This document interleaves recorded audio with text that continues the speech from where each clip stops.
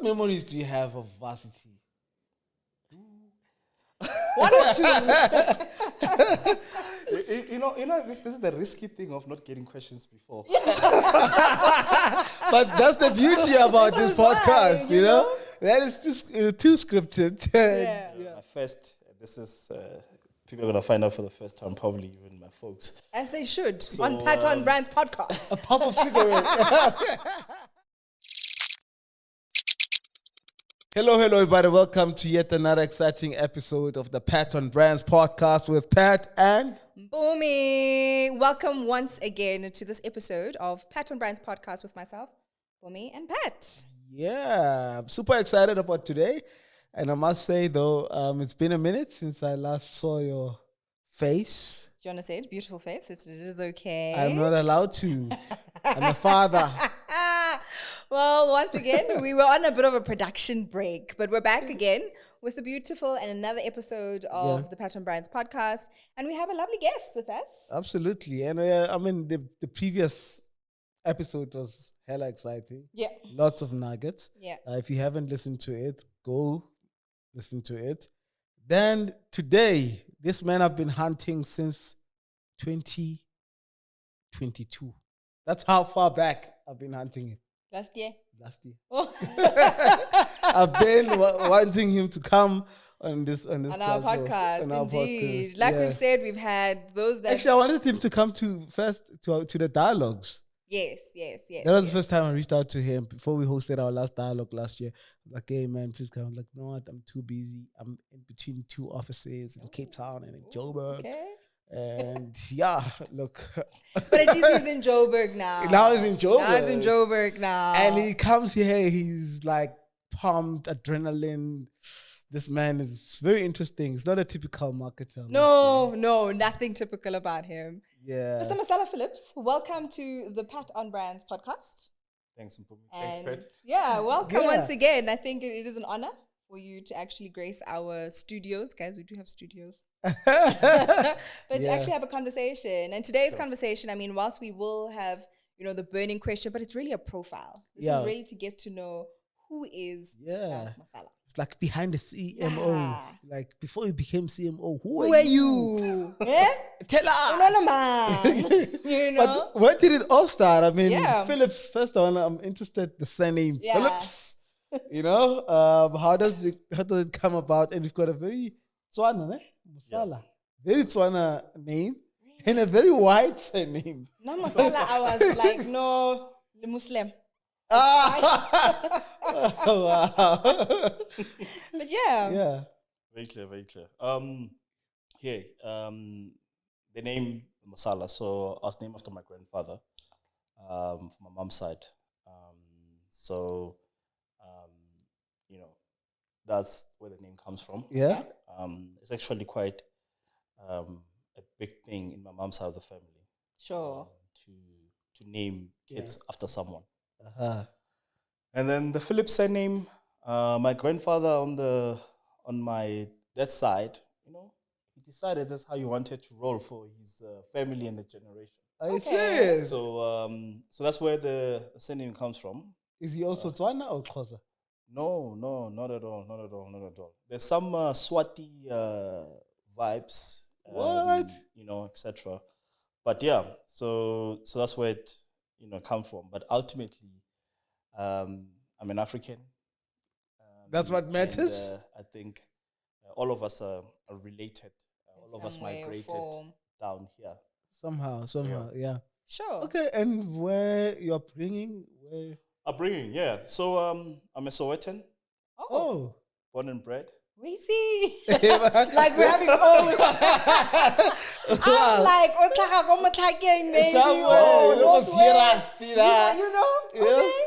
No, so my grandparents from my dad's side, hail from Kimberley. Mm-hmm.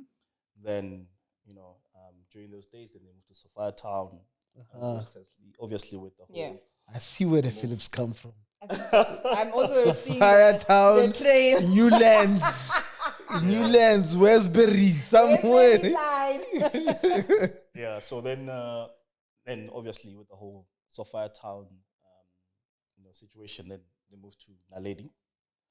Wow. And then from my mom's side of the family, the parents, more from Rusty. Dusty. That's where its honor vibes come from. And then they settled in MD. Oh. Right. Okay. So, but now my parents, after they hooked up, got married, they got their home in Soweto. So I grew up pretty much between Naledi and Soweto. And can you speak Tonga? No. I know it's a stereotypical question. No, not at all. Not at all. Because also we moved in the new section of Soweto. So where it's actually mainly Motlana Sowetos, Zulus, and actually very few Funda and Shangan families. So actually around that neighborhood. Okay. Yeah. So unfortunately, no. No. Okay.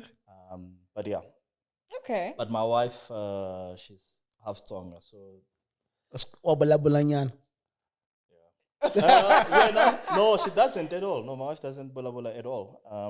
So she was raised Soto because her dad is Soto. So but yeah, so Tonga is at the greeting level. At a greeting. I'm sure. Yeah. Okay. So then UCT. Yes. What memories do you have of varsity? One or two. This is the risky thing of not getting questions before. But that's the beauty about this podcast, you know? That is too scripted. Yeah. Actually, if I look back, probably the best time of my life.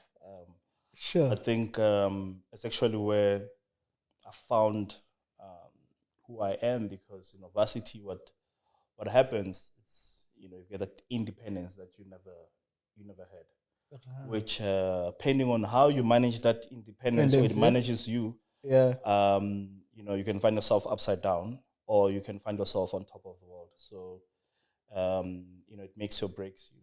Sure. So I think that's actually a lot of. Were you active? Were you politically active, or it was no, not at all. Not at just all. about the books? The books. So we're not primary. Yeah, no, it was like the first 2 years, year and a half. It was a lot of fun in actually exploring this freedom. That I remember, my first. This is people are gonna find out for the first time, probably even my folks. As they should, on Pattern Brands podcast. A puff of cigarette. So of course, it was like the first 6 months, like a lot of partying. I arrived orientation week. When I arrived, actually, was that the first time in Cape Town, or it was my first time in Cape Town? And we're gonna make the assumption, that high school you had gone to Model C. Ooh, you guys want to go back to? I think so, because it gives context to how you actually then are responding to freedom. For sure. Yeah. Actually, let me go back into the high school story, because it kind of like leads up into that. And then, so in primary, I went to a primary in Soweto called Mara, right? And then my science teacher approached me and said, "Okay, dude, there's a science expo, young scientist expo that's happening. I want you to enter." And I was also like, quote unquote, chilling a little bit, or starting to mingle with like the wrong crowds. But I've constantly been a top performer. And she was like, "I want you to enter. But here's the thing, is that when you enter, I'm going to own you. And you win. Sure. If you win, I'm going to own you. If you don't win, I'm going to let you be." Oh. Right? Yeah. And then also, if that's the case, I'm going to choose your friends at school. Oh. Right. What a teacher. Yeah. So I was like, okay, cool. I was thinking, you know what? I'm just going to do this thing so I can get this lady off my back, because she was sitting on me. So then I entered. And then, the agreement that if I win in Motlana, which is Motlana, Tladi, and Naledi. Okay. So if I win there, then she's got me. And I'm forever grateful. Memdi Polo, forever grateful to her. Then I won. And she owned you. Then she captured me. That was the first time you were captured as a man. And then subsequently, then I represent Motlana. Or Vit. No. Not yet. Okay. Before Vits, then was go Funda Center. Yes. Then with the rest of the Soweto schools. Correct. Then I won that. Then I represented Soweto in Pretoria. It was hosted in Pretoria. Okay. At University of Pretoria. Then that was the first time also I got exposed to Saint What. Yes.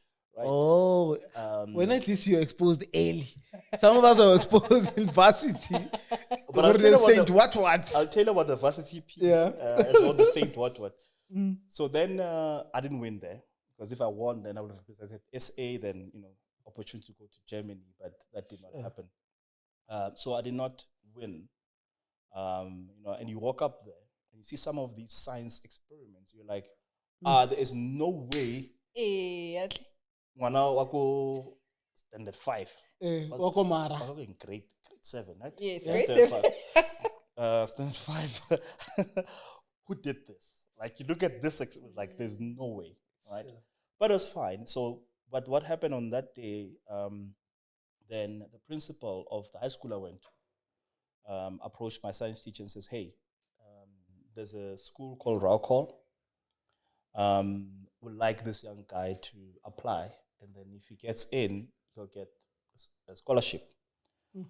Right? So I was like, okay, cool. Then went, wrote, entered.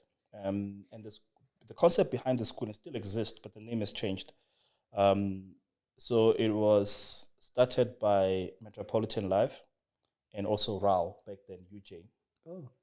And the concept behind it was that, there's the UJ High School now in Brixton? That's the one. That's the one, right? The UJ High School. So the concept behind it was that, there's smart, intelligent kids in the townships, but because of the affordability, whatever, they don't get to go to the Model C school, to your question on the Model C. So they get lost in the system. Absolutely. Right? So, and they took about 105 students with 35 in each class, and there were 3 classes. And then you pretty much a full scholarship. So everybody in the school was in scholarship. Wow. So that's how I ended up getting into that school. It was a blessing, and this is started with just enter that science. And I'll own you. And I'll own you. Right? So I'm forever grateful. Yeah. So you reckon if that didn't happen, if the teacher didn't? No. I wouldn't. You would have been an average. Hey, it's say adult from a lady. Probably. Because here's the thing, like, never underestimate the power of exposure, right? Because if you look at statistically, you look at private school students, IEP students, their pass rate, metric pass rate, their maths pass rate, up there in the 90s. Yeah. So, in terms of just the brain power, it's not like public school students are less intelligent than in the private school. Yeah. But it's just exposure of the education, exposure of everything else, etc. Right? So chances are, I will have just probably end up average. Sure. Probably. So then, yes, and I went to the school. How I ended up at UCT, etc., is that initially I wanted to study accounts. But my science teacher was like, there's no way I'm going to let you go and study accounts. There's enough accountants. We need engineers. And I'm not going to let my top science and math student go and study accounts. So you need to forge ahead. Forge ahead for engineering. Yeah. And she kind of like, had also a chat with my folks. I was like, okay, cool. Probably they know better. They know better. And that's how I ended up at UCT. But at that point, marketing, do you know about it? Do you know it exists? No. Do you know what they're doing? I had no clue. Marketing? I had no clue. Actually, I had no clue what marketing was until probably 2 months before I started at PNG. What? Sure. So when you were seeing ads, when you were hearing ads, It never registered anything to you. I knew advertising. Uh-huh. Right? I knew advertising. I knew something called marketing. I knew it had not something to do with advertising. Marketer. You know, and stuff. What was your favorite ad at that particular point in time? That time? Man. What ad was buzzing? I mean, earlier, I can tell you my favorite ads growing up, but I can't tell you at that time which were my favorite ads. Okay, yeah. I mean, growing up. Yeah, growing up. Bull brand, How did it go?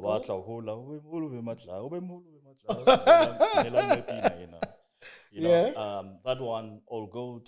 I think all of them got jingles, right? All Gold tastes really good. Aromet, Arrow Rice, Arrow Boni. You knew them. And I mean, and going back maybe with the three that you've mentioned, I'm assuming Aromet, I know earlier we spoke about the fact that there was sort of Lee or egg with Aromet, so that is a constant thing now. I don't know if you're an All Gold person. I am. Heinz, no way. I don't do that thing. No. Clearly, so for anyone managing which brand apologies. But it's not you, it's me. It's not you, it's me. Just my palate. And lastly, Bull brand, would you say then from that jingle, was it speaking to the man in you, or is it just the jingle? Just that, you know what, I remember that ad so well, because there's like these little boys, and there was this whole thing. One, I think it's just catchy. Yeah. Right. But there's resonance to it. There's resonance, right? To a certain degree, and resonance on, I think it's one of those, I think it's just brilliant in terms of, one, there's a product, right? And communicating that this product has vitamins and whatever it is that will help you to grow, to be a man, etc. But it did it in a way that is not talking about vitamins and whatever it is, etc. Right? So there was that, and that aspirations of growing up, and this is it's part of the building blocks of the journey of being a man. Did you eat them in high school, university? Yeah, I was hoping you won't. I knew. Because now, as an avid person, it's okay. We'll leave it. Oh, you ate paloni. You know when I was in because varsity. Bull brand is usually what you'll eat in varsity. You know when I started that working. Taste of Bull brand is not really. Unfortunately, though, the ad was great. Yes, but it ends the there. product just doesn't match up. Because usually that's what happens. I mean, I don't. Except for, in a quarter, I haven't bought paloni in my house since I started being financially self-sufficient. Where, Nana? Because I used to eat that thing every day in varsity. You see, on my grocery...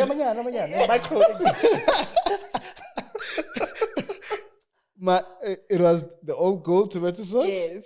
Eggs. Yes. And French paloni. And obviously standard bread. And bread. That was my staple. Thing. Day in, day out. So when I broke free, I was like, I guess you have. No, actually, my all-time favorite is Papa and Gomas. Still my all-time favorite. Still today. Do you add sugar into your No way. So he's a real OG. Because they say the ones who don't have sugar. Yeah, I could not. It's like... I could not. My wife said it's on the sugar camp. I don't get it. I tasted it. I was like, what is this thing? Yeah. No, I'm old school. Like, still my all-time favorite. Yeah. And not with bread. No, I do have it with bread. Brown bread specifically. Brown bread, no, not white bread. Yeah. No, I do. Like there's a way. There's a way. Yeah. And you don't, but like you don't exactly. just... That's the taste. Yeah. I remember Makulu when she used to make it fast. And you don't want the sliced bread. You want that... No. That loaf, full one. Proper. So now, let's fly back to Cape Town. Yeah. So UCT, first 6 months. So you're telling us orientation. Yes. Yeah. So... The story, pen. So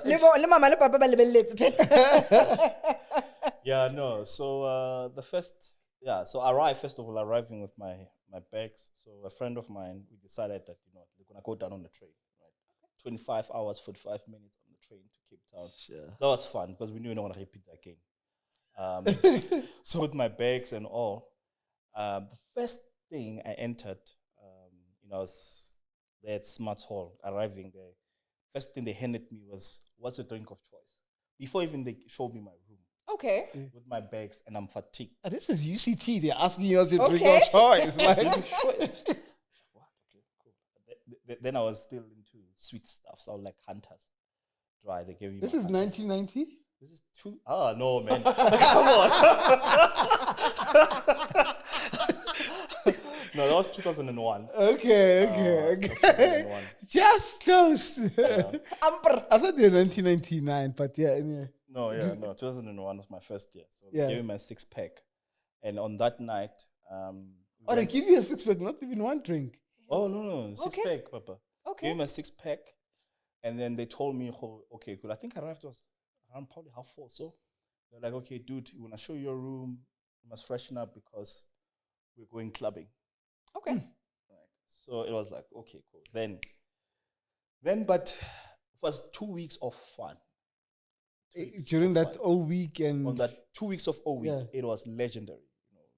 Different races, with girl races, etc. the kids of today, they're missing out. They don't have that. Really? They don't. There's no week. Not much. I mean, there is, but it's no longer as... Really? As what it was. As week. Even with us at UJ back in 2010, they're starting to die down. Yeah. Serious? Yeah, the fun, it's very regulated because I think there's a lot of us now in these spaces, and it's just like we are just overpopulating. things.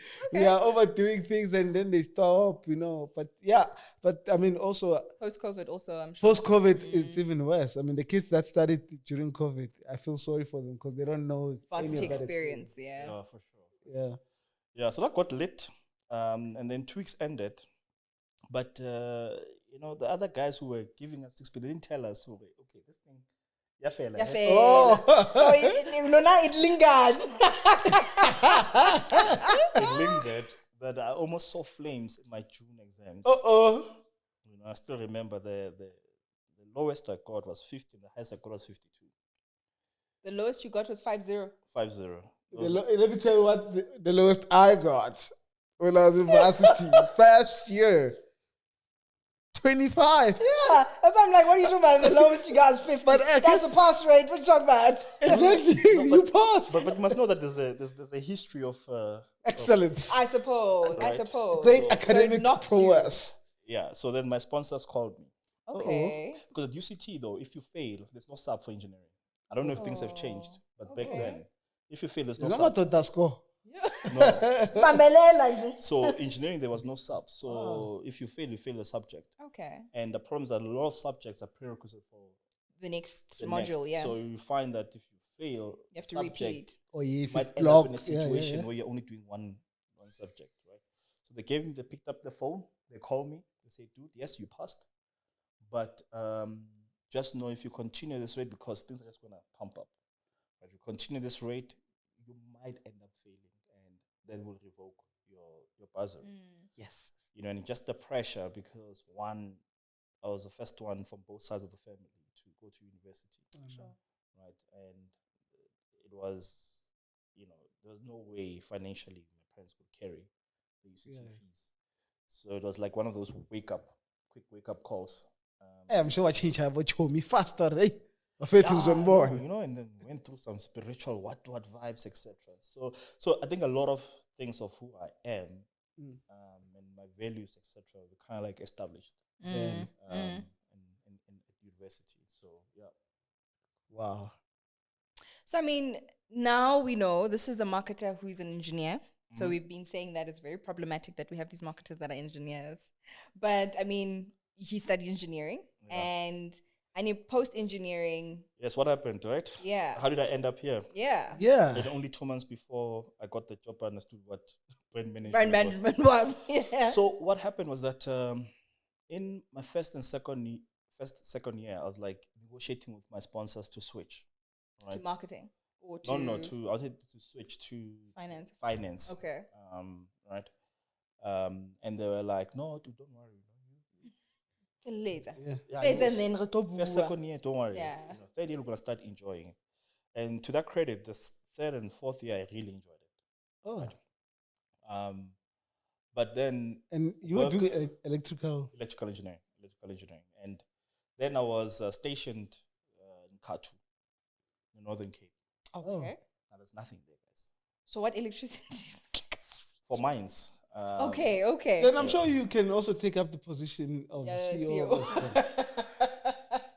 We're looking for engineers. Guys, the ESCOM pieces.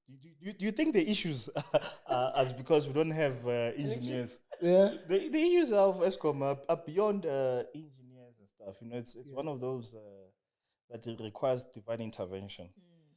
So then what happened when I finished? I was supposed to work for them for 4 years for Kumba Resources. Then they were my sponsors. I was meant to work for them for 4 years. And that year, fortunately enough, they were letting go of engineering students because they didn't have enough jobs to absorb them. But they were not letting me go. Right? I was like, guys, please let me, because I've been telling them actually all along. Can I switch? Like, no, don't worry. In such a prime position, people are looking for jobs. When you say, please let me go. Let me go. You know?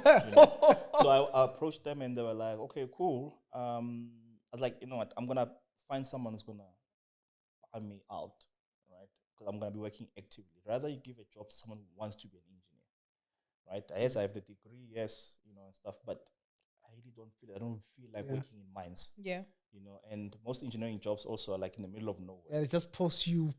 In the middle of nowhere. If you're lucky, if you're in Wheatbank, right? You know? I think it's being lucky to be in Wheatbank. Yeah. So of all places. So then fortunately, then they came back and said to me, "Okay, dude, great, we'll let you go. So you're scot-free." So I was like, "Yay, happy!"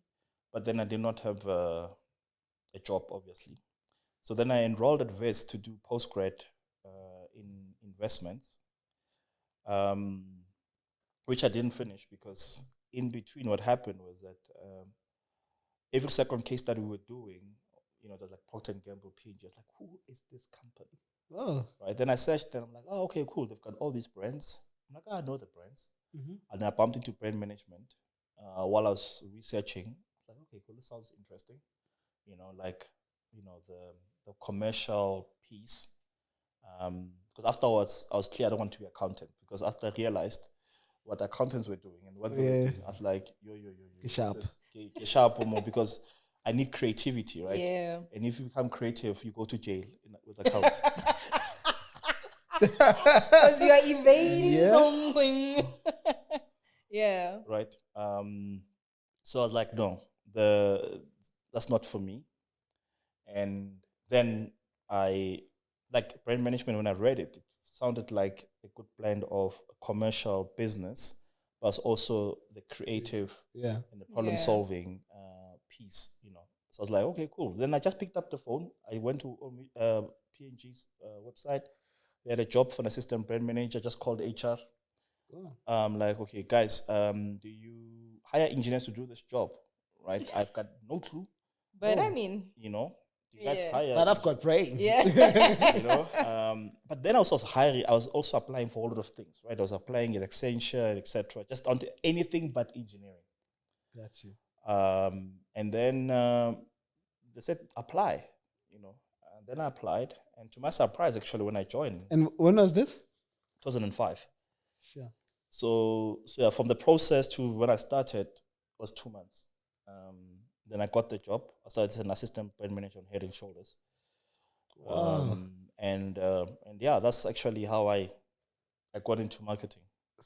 It started with you taking an initiative. I guess that's also another key thing. Making that call and say, hey, can I? Like the way you call me, right? So just cold call. Just cold call, you know?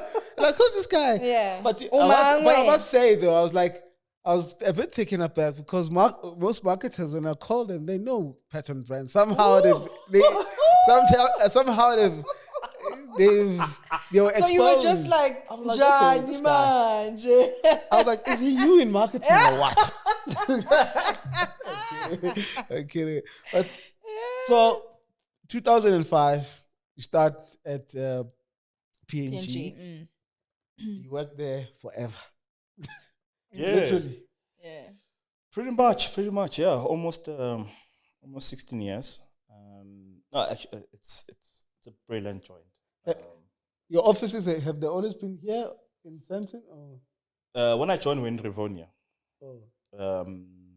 You know, there by opposite the Volkswagen. There's a shopping center, Livonia Square, I think. Yeah. They were right at the top. There's office parks at the top. So that's where we started. Then we moved here. So I was there for a good mile. So actually, everything that I know about marketing and how I approach marketing, I was schooled there. Sure. Then also you worked in different countries. Yeah. How was that? I don't know. I love it when people say they come from sub-Saharan Africa. So much fun. So, I love her. Yeah, I did. Now that I think also the beauty of also working for global companies, and also PNG, because they promote from within. There's no, like, the junior you get like the most entry level assistant manager, the most junior level you can come in. After that, it's grooming talent internally. So with that, what happens is that the company has high investment of developing the talent because their future pipeline is internal. There's no option of going outside. So there's a retention plan from get-go. From get-go, right? And like success planning is like to the T. Like, it's like a domino thing that they plan, okay, this person's going to replace this person. It's a career plan. It's a career plan. But also what it does as a consequence is that if someone resigns at a higher level, then we look at a talent in the region, right, globally. So then people then start moving around to different markets. Because the beautiful thing about it is that someone comes in, they already know the lingo, they already know how the company operates. Even though someone's coming from Japan, they will have to learn the market, but at least they're not learning how, the brand. They don't learn the PNG way of doing things. Exactly. So that makes also great, which then opens up opportunities to travel. So my first opportunity was to Switzerland, working on the Gillette business. Where are you based? In Geneva. Based in Geneva. So Shabak is snowboarding, skiing, but I miss it. That I miss. I won't lie to you. I mean, as a biker. He's an adrenaline. An engineer, that's a marketer, that's a biker. Guru, you're just going against unorthodox, basically. Yeah. So you enjoyed skiing? I know, I enjoyed it. Sure. So what's my first stint out of the country? Working on Gillette. Then I was responsible for Central Eastern Europe, Middle Eastern Africa. Business for what we call the premium segment. So Gillette and Gillette Mark III and Fusion. If you still remember, there was a campaign with Brian Habana and Roger Federer and Tiger Woods and Thierry Henry many, many years ago. That's one of the big initiatives that I work on. And then afterwards, there was a Kenya stint. Didn't last. From the first world country to for sure. How's the transition? You used to stuff working, trains being on time and buses to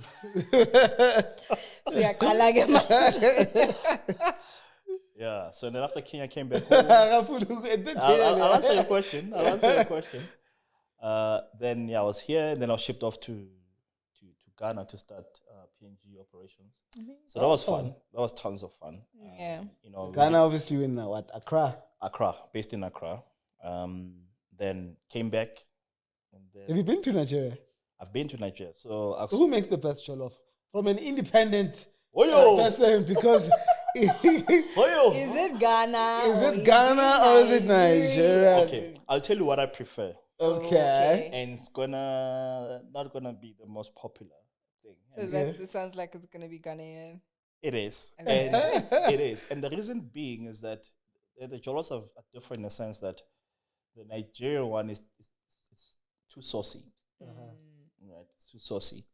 While the Ghanaian ones is on the dry side. Right? So the spices, So because when you are having it with the meat, the sauce, like the Nigerian, the flavor is so much that actually it overpowers everything else. While the Ghanaian one, Ghana one, Niger 0.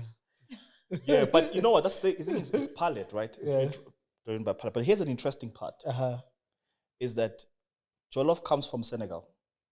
Whoa. Hectic. right? Really? And from the wall of people. So that's where the Wolof comes from. Okay. Right, from Wolof. So the Senegalese Wolof or Jollof. Correct, exactly. Okay. And it's interesting that they're not even involved in the war. Yes. But I'm assuming it would be similar from a West African perspective. Well, they're all West African, actually. Ghana also falls under. Okay.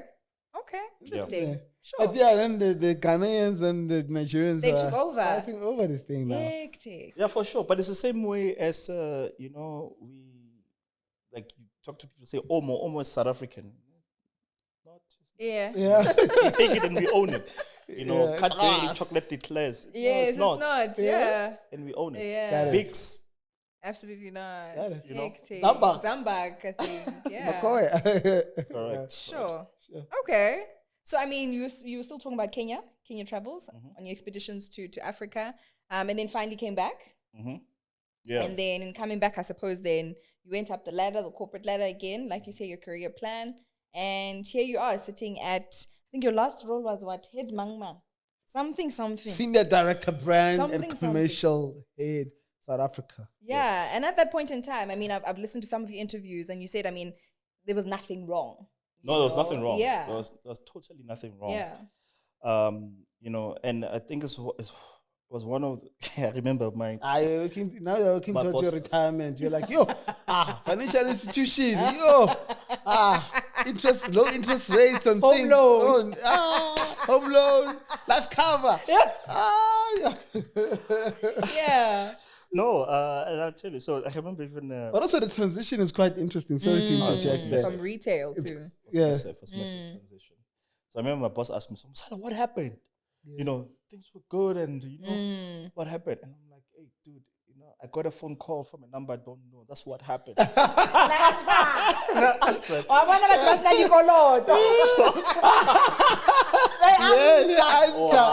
they see plus 278. Can I feel like if you have like umpata, Yeah. No, there was nothing wrong. And I think So you were headhunted for the role. Yeah. Sure. So I think there was a couple of reasons that led to wanting to move, right? So when the opportunity presented itself. Sure. One is that I wanted to also exploit different category. Okay, because I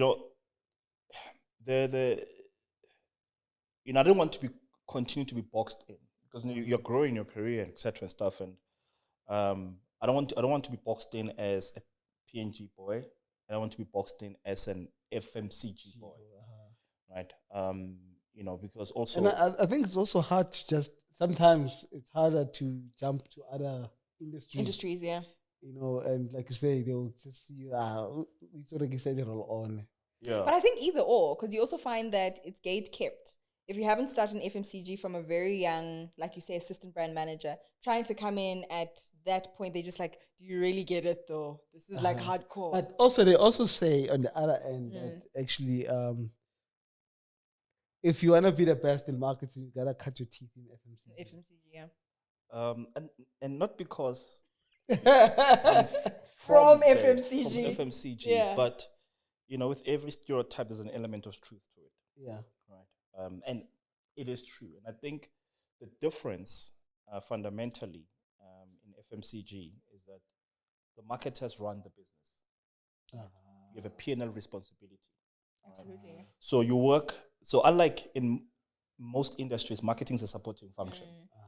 In FMCG, it's the center. It's the core. Is the core, right? So there's finance is a supporting function, logistics is a supporting function, etc., etc. So you are more well-rounded because when profit is not coming, they're looking at you. You're a business owner. You're the business owner, right? So you make the calls on the profit, you give the direction on the pricing, absolutely, the product development, etc. So it's a bit more than just the advertising, right? So the advertising piece. You're not just a department with coloring pens. Exactly. And I think that's where the difference is that actually we in some companies we call marketing people marketing, but actually they're not marketing. It's advertising and comms. And events. and events, right? And sponsorship. So disciplines within marketing. Disciplines within marketing. Because, when someone is a marketer, it's someone who has a full business responsibility. That's where I think the big difference comes in. So therefore, marketers who move from FMCG and they go into other industries, they're able to command, respect or people listening to them in the boardroom because you put a P&L in front of them, they understand it. It's not something that shy away from. Numbers, etc. They're very comfortable on those. Yeah. Sure. Interesting. Yeah. So, I mean, take us back then still to now the move. You answered a call because you go loto, and now they say come through. And you answered the people that want money, the people that are saying come through. And the usually we get odd calls from Mr. Matlangu, are you not looking for a life cover? Is your car insured? Actually, do you have a life cover? Yeah. Of course. No, not yet. We'll ask after. All right. I've got a good plug. Any life cover? You do. I know someone to sort you out. You know a guy. With all your financial needs. I know a guy.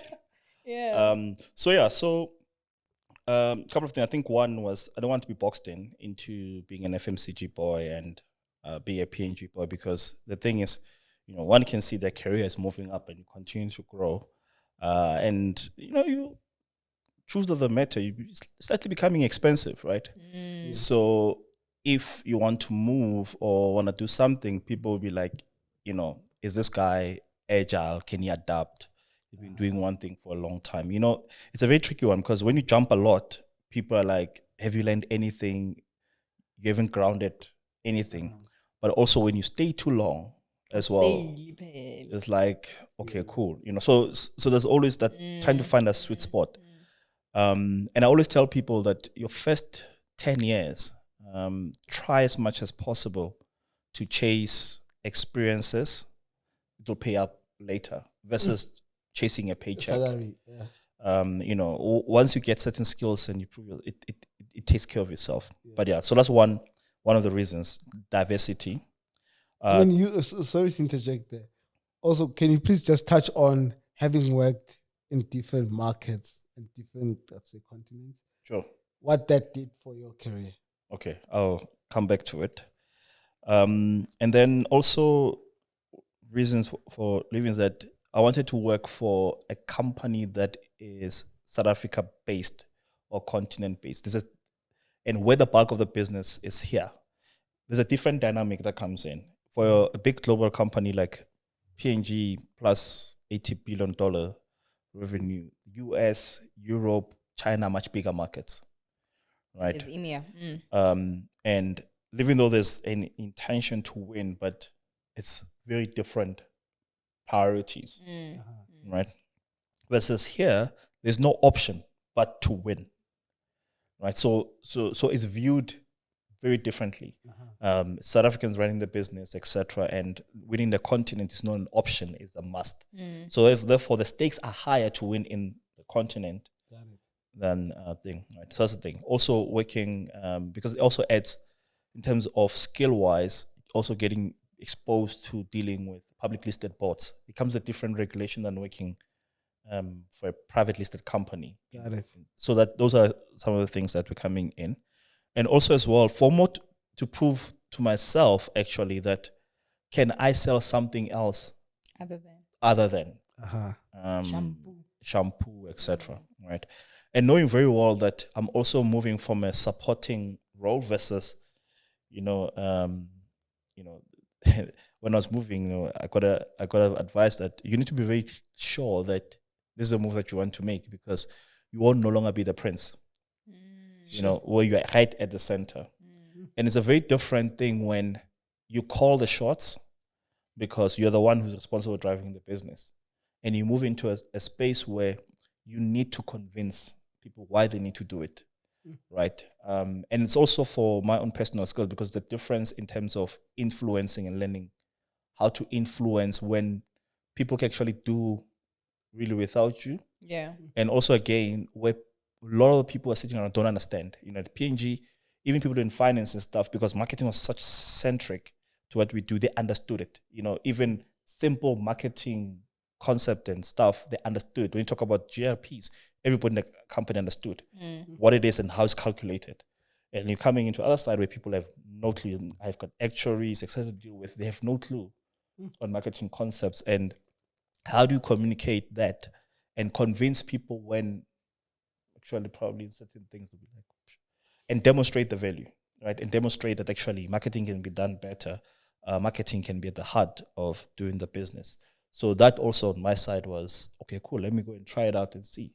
Because it's very easy to make calls when you're the guy who can make the call and make the calls on profit and everything else. Yeah. But yeah.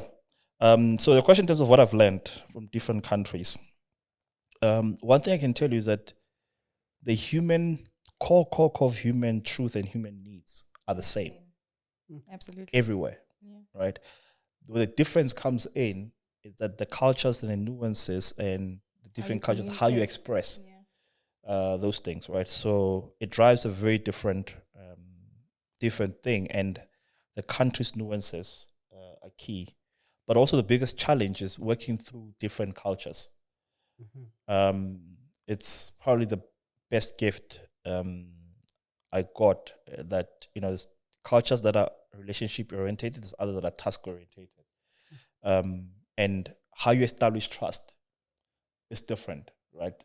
How you establish trust with the Germans and the Russians, it comes in performance, sure, right? But how you establish trust with teams from Pakistan, and Nigeria, it's firstly, you have to invite me to come. We go first, and you eat the jollof, and we talk first, and I get to know who you are first before we can get into the business of the day. The business of the day. And even knowing because I think what I also learned in terms of Nigeria was hierarchical. Oh, yeah, it's very much so. Female-based. Who do you talk to first? How does your email go to who first and not that person first? Otherwise, you're not going to get a response. Yeah.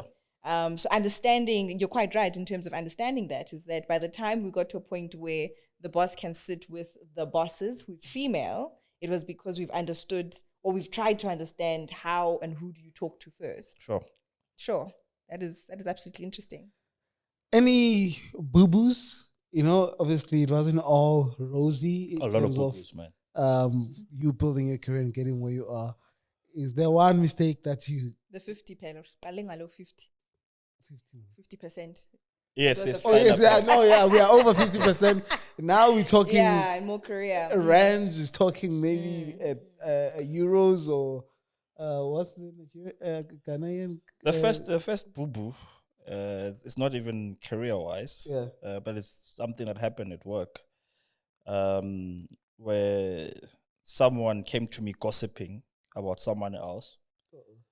I made a comment, and that individual went and go and told other people about my comment.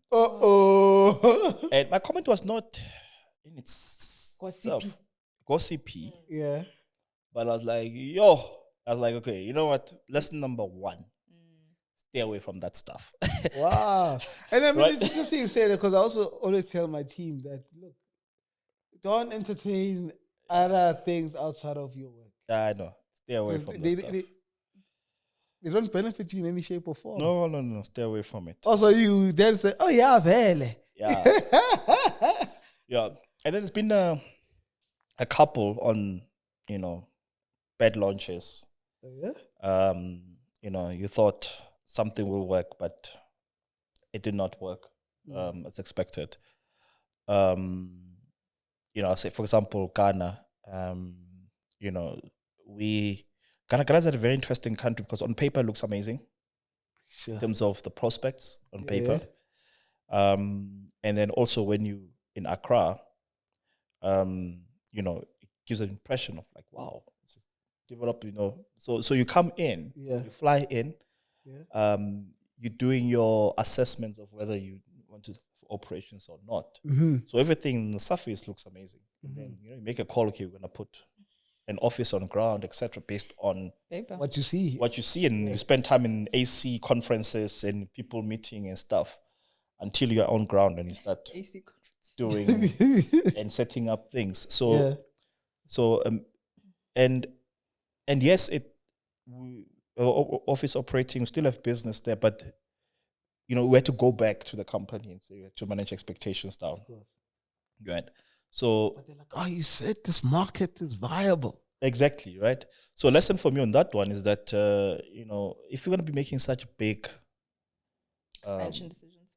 expansion decisions and stuff, it's critical, one, in that leadership team, there's people from the markets. Absolutely. Now, this is the downside of the promote from within, because the company will not going to bring in someone from outside who's senior, So you had a lot of expatriates landing on ground. Would you say, because I mean, just on that point, because we've seen a lot of South African companies expanding up north into the continent and not succeeding.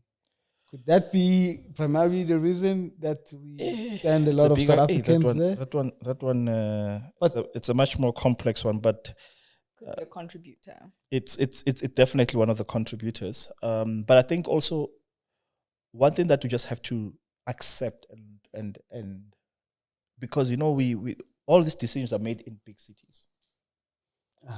Right? You're in Lagos or in Accra, but the major of the population is not in those places. It's in Ibadan. Right? Port Harcourt, etc. So when you're making that decision, you must be realistic in terms of what is the purchasing power of the country, right? And we make all these things in a big thing, but you need to understand that actually we need to be looking at city strategies versus country strategies. Sure.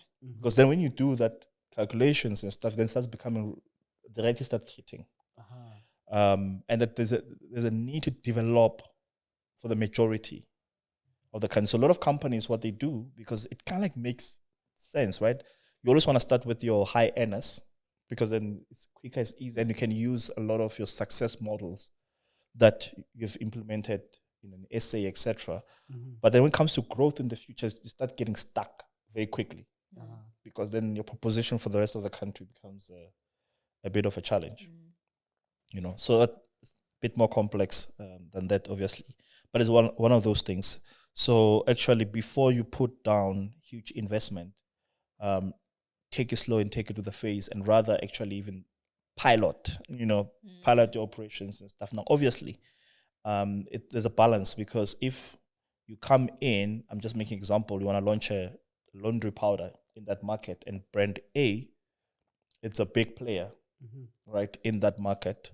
They're going to protect, of course, themselves, right? So how do you pilot at the same time taking the market share? Taking the market share, because they're going to come in big and they're going to kill you. So it's those things, and I think it's more taking the time to really understand if you have the right to win. Sure. Very profound. Yeah. Yeah. On that note, I mean, I feel like we need a part two. Part two. Yeah.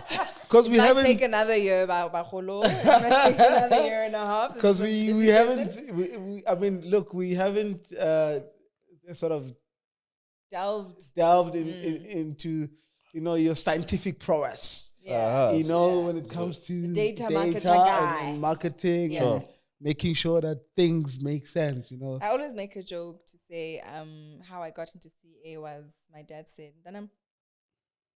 it's a chartered accountancy, then you can be anything you want to be. Then you can be a marketer, ube lawyer, whatever you want. Yeah. So this is, I should have actually told him it's actually civil engineer or any other engineering. Electrical engineering. Yeah. Now I have to go home and say, Dada, I don't think what you said was actually all that true. Because there's somebody who was doing engineering, then went to finance and went to marketing. Yeah. But yeah, it's been an amazing conversation. Yeah. So now on to the fun part of the podcast. Yeah, our last part. Yeah, our last part, because we always want to leave our guests with a little bit of a chuckle. Yeah. So we have a quiz, 5-point quiz. Oh, you. We do have a bit of a bonus question here, so it depends on how we ask it. Yeah. But basically, between myself and Pat, we'll ask you a question. We'll give you a multiple choice question. Nothing new to economics kids or, you know, and then you will tell us which one is the correct one. Oh, yo. Yeah, Okay, if you get it, if you get the answer right, you get a pat. Otherwise, you get a slap. Oh. Yeah. Yeah. All right. So this is basically what's taken looking at your career, looking at your brands, looking at the industries you've played. So this is what we played around in terms of the quiz questions. And let's see, samampela. For sure. You know, muto narwa bereka o irang, you know? So Sure. let's kickstart.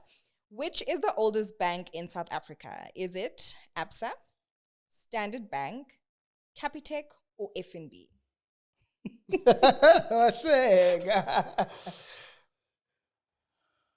Is it? It's your So, adjacent competitors. Yes. Because I think, okay. Okay, go again. Okay. And you gotta know what with a question that was Yes. hard now. Yes. Okay, the oldest bank in South Africa is 1, Absa, 2, Standard Bank, 3, Capitec, or 4, FNB. I think I'll go with Standard. Really? Yeah. Wrong, Yeah. eh? If you say Okay. Standard, it's fine. It is unfortunately FNB. yes. Okay, cool. Okay. How many individual brands are under the PNG stable? I mean, is it 100? Is it 65? Is it 10 or 55? 100, 65, 10, 55. Total global. SA. How many individual brands? In SA. Well, you know what? We just went to Procter & Gamble and it just gave us that. That would be global. Okay, we'll go with global then. I'm going to take a wild guess. You said it's 100, what? 65, 10. 10, or 55. Individual brands. Yes. Yeah. Sure. I'll take a guess. Probably 65. Okay, you get a pat. That's Congratulations. Now we see those 15 years, quarter to 16. Yeah. When was the first commercial disposable napkin or pad created? Mind you worked for with Always. Always. Yes. So and you was had Pampers as well? Yes. Under the PNG? Yes. So that would be. So the question on Pampers or Always? Or it's more disposable. pads. Disposable pads. Was it 1920, 1888, 1940, or 2000? 1940. Osho yang and wrong yang. It was 1920. It is 1888. Really? Yeah. For a pad? Yeah. Disposable, first commercial disposable. Oh. And for a bonus, by which corporation was it made by? Was it J&J, Johnson & Johnson? Was it Procter & Gamble? Or was it Unilever? PNG. Again, you're so sure. And it wasn't. It was Johnson & Johnson. Aye, man, guys. No. We have to check this one. We'll check it. Is that the we'll Iman actually for put it me? there in the caption. Is that why I'm for me? What is the tagline for Cortex? Is it As a competitor, I don't know the competitor analysis. yes? Is it break the cycle, rewrite the rules, always stay happy, always, or for everyday confidence? Break the cycle. And That's a pat. And lastly, what is the fastest bike in the world on record? 2020 Lightning LS218, 2017 MTT 420 RR. I don't even know what that means to you, but 2021 Kawasaki Ninja H2R, and lastly 2000 MTT Y2K Superbike. Okay, this one I'm guessing because I'm more of adventure bike than a super bike Okay. guy. Go with the Kawasaki. Because it's a Japan. Well, apparently, the fastest bike, yes, in the world on record is the 2017 MTT 420 RR. Okay. Driving at 273 MPH, whatever. Miles per hour. Given. Yo. Yeah. What's a belief, man? Yeah. And yeah, that is our Pat on Brands podcast. Yeah. Was it worth your time or was it a waste of your time? Kidding. Let's not answer that one. But we wanna thank you for honoring the invite. And yeah, any parting shots? How can people connect with you? How people can connect with me? Yeah, if they wanna, if they wanna send you proposals. They must call you. You could answer perhaps. Yeah, if they wanna send you proposals. Yeah. I guess LinkedIn. Yeah. That's on a professional level. Yeah. I guess that's like a professional platform. So I guess Okay, great. LinkedIn, Mosala Philips. Yeah. Are you responding to DMs? Not all of them. You can imagine on a per day minimum, there's like 10 or 15 that lands on my desk. That's insane. Right. It's pets asking you for something. It's Mpumi. Yeah. So wanting to hook up is easy. Yeah. If someone wanna sell you something. Yeah. Actually, to close on that one, because I think that's probably something that I can give advice, because a lot of people are putting proposals coming through, right? And I think there's a couple of things. So I think one is that people need to understand when is the financial cycle for the company that you're trying to pitch to. Sure. Right? And that's very easy and quick to find on the internet. Because if you come after in the middle, so try and pitch for the future versus pitching for now. Aha. Right. Actually, I quickly learned that today. Just the meeting before this podcast I had, and someone was like, "Oh no, you need to pitch by December for the following year." Yeah. So if you check, for most companies, the planning starts at least 6 months before the fiscal year will start, right? Because it's always going to go up and down, etc. So if start pitching at least 6 months before for next, and also tell them I'm pitching for next year, because then they'll be a bit more open. Because it's very difficult to try and bring in new things. Too. The second thing that I'll advise to a lot of people is that spend time to understand what problem you're trying to solve for the other person. Because a lot of pitches come in, people are clear and they're in love with their product or in love with their event or whatever, or what is, they know it very well. I'm going to get so many people and this is whoever it is, etc. Wow. Yeah. So they are well versed on their own product or their own event or anything else. But they're not spending enough time to understand why should the other person care about it, right? And what is it that's going to help them with? And it's very easy to figure out business strategies, because you look at the advertising, you look at what's going out. It's very easy to figure out what is the business objective. You look at the ads. You reverse engineer, right? Because execution is the only strategy that people can see, right?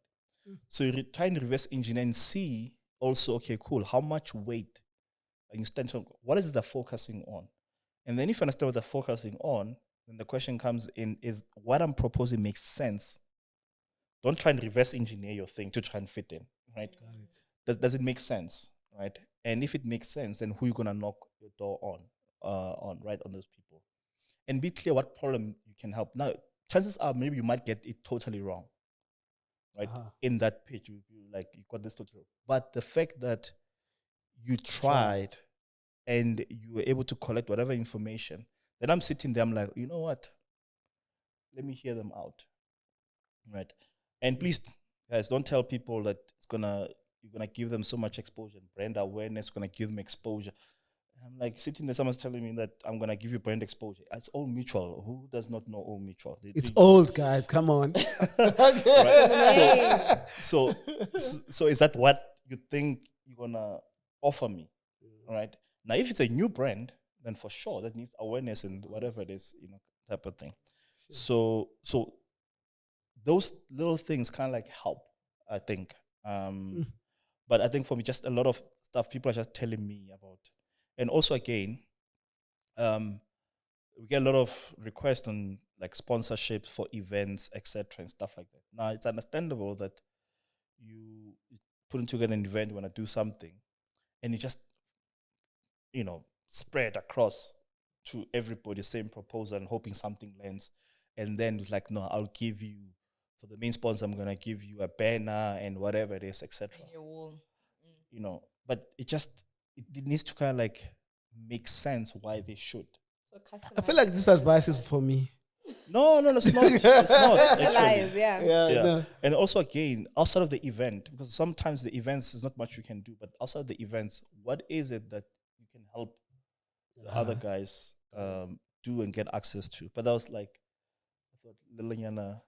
Advice, mahala. Advice, because since now said must LinkedIn, then people don't flood. If you're gonna flood, at least have something concrete and something solid to propose. I don't know if it makes sense. It does indeed. I mean, like I say, I feel like it's talking to me. Absolutely. I think for anybody, whether I think at the end of the day, it's basically how do I give something that is of value to whoever I'm talking to. Like you say, I think we do look at it from a personal perspective. This is me. This is what I want. But how is it helping? Yeah, and also what I'm starting to learn, especially with these publicly listed companies, look at their results and listen to the CEO's interview on the Bruce Money Show. Yeah, and say, "Oh, Mike Brown, you got Mike Brown on the line, CEO of Netbank. We delivered some solid results this year." Then I call Kenzie. I'm like, "Yeah, Kenzie, congratulations." I heard you. My guy, you can talk about and that actually delivered our results on Tuesday, and there's impressive results. Yeah, of course, solid. No, it's beyond solid. Amazing results. Oh, so your bonus is nice, huh? So your bonus is solid. You heard it. We didn't say it. But it's just amazing how the financials are strong. How strong actually the financial institutions and resilient again. Financial institutions in South Africa. It's just impressive. Yeah. Since the pandemic started, you guys have been just doing amazing. Hey, no, the pandemic hammered us, man. It hammered us. It hammered us. But yeah, no, it's been able to bounce back strongly. Thank you so much once again, Mosala. We really appreciate you taking the time. Sure. On the Friday. This is the first time we're recording on a Friday. We record on Saturday mornings. And when he said, I'm available on the 17th, and I looked at the calendar. It's like 3 weeks ago. I was like, okay, cool. Yeah, let's do it. Was it 3 weeks? Yeah, it was a while. Because I remember it popped up. Yeah. It was a while. But needless to say, it finally happened, and I'm so happy that you finally came. I mean, it was an insightful conversation. Every guest that comes on this platform, we learn a ton. If you haven't nominated your favorite youth-owned brands, please go on to www.top16yoba and nominate your favorite youth-owned brand. These awards are more than just a trophy that's sitting on the table right now. This is the gold standard of youth excellence. #youth excellence. #top16yoba Ayobanes. Anyway, from myself, guys, please make sure to comment, share, subscribe, follow, and do what you have to do for the Pat on Brands page. And indeed, echoing the same sentiments, make sure to follow Yoba's at Pat on Brands _podcast at Pat on Brands. And brought to you by Atlerato Agency and Lenala. Lenala Beauty. Yes, Lenala 44 Stanley. Go get your Manala done. So from myself, and please, do you want to say goodbye to our people? Yeah, sure. Thanks. And if you stay till the end and listening, so hopefully it was... I think they will. Yeah. Hopefully it was... Can I put you on the spot? Sure. Can I put you on the spot? Just one. Yeah. Who do you think we should have as a guest next? I like that. In the marketing industry. Tag somebody we need to profile. Yeah, so someone whose story is worth listening to. Tulani Sibeko. Actually, we haven't had Tulani Sibeko. So I think so, and I'll tell you why I say so. And you're gonna help us connect with Tulani Sibeko. Thank you very much. Because I've been DMing him on LinkedIn, and he's very popular on LinkedIn, by the way. So I'm sure he's getting 10 times of what you're getting because by far. Yeah. By far. At least now it's gonna take one call, and we're gonna have Tulani Sibeko. Thank you, Mosala. I'm not making promise. You asked me a question. Yes. You know, Funisandla so Nigusandla Funingalo yonke. Yeah. No, for sure. Tulani Sibeko is someone we should have. Sure. So when you skydive, after you skydived, they ask you who do you tag in, like who do you challenge. So the same thing. It's like a you tag in. It's gonna be a thing going forward. I like it. Yeah. But anyway, for myself, everybody, have a beautiful, whether you're listening to us or watching us in the morning, afternoon, during the day, wherever and whenever, have a beautiful, beautiful day. Goodbye. If you're watching from Old Mutual, we love you. Bye, everybody. Take care, man. Cool. Man, this is good. Thank you.